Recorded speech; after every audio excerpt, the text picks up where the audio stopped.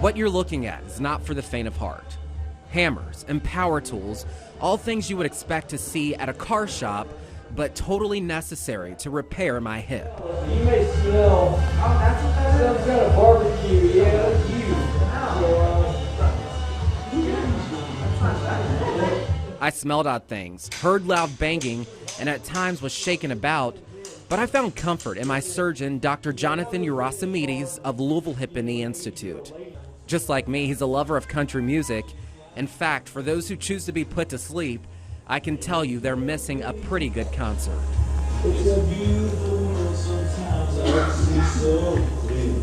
In between songs, he would often show me some of my replacement parts, explain next steps, and then we were back to jamming.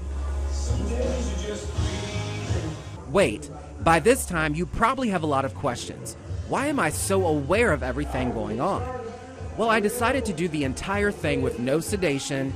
It was done with just a regional block injected into my spine. I'm getting ready to give him a hug, a mama hug. This is my mom. Let him know everything's gonna be all right. Even though he's all psyched up and ready to go, you know there's a twinkling of a little nervousness in him. Why does her 32-year-old son need a hip replacement? Well, this all came following a hit and run, which led to the discovery of an undiagnosed medical condition, and that's what landed me here, in the care of Dr. Y and his team at Landmark Surgical Suites, an outpatient facility.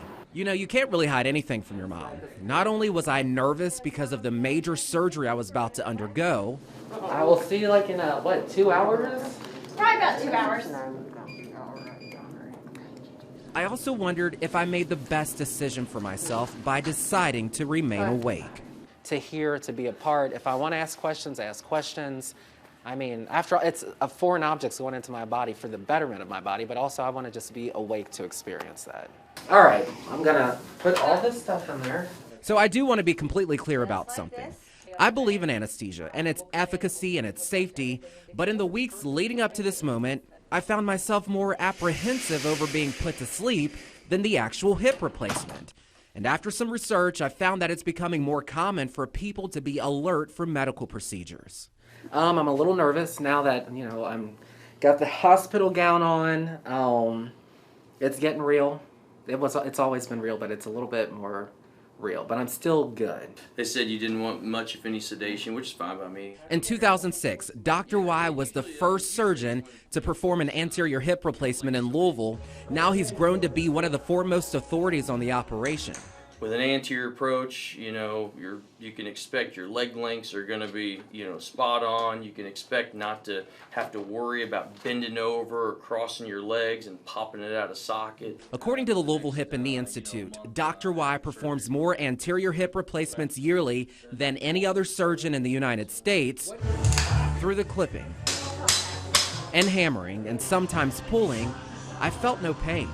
And as weird as it might sound, I actually enjoyed being awake and learning through the process. I've had folks awake before, but I've never had a conversation with somebody during a total hip, and I've done a lot of total hips, so this is a new experience for me. But it worked out great.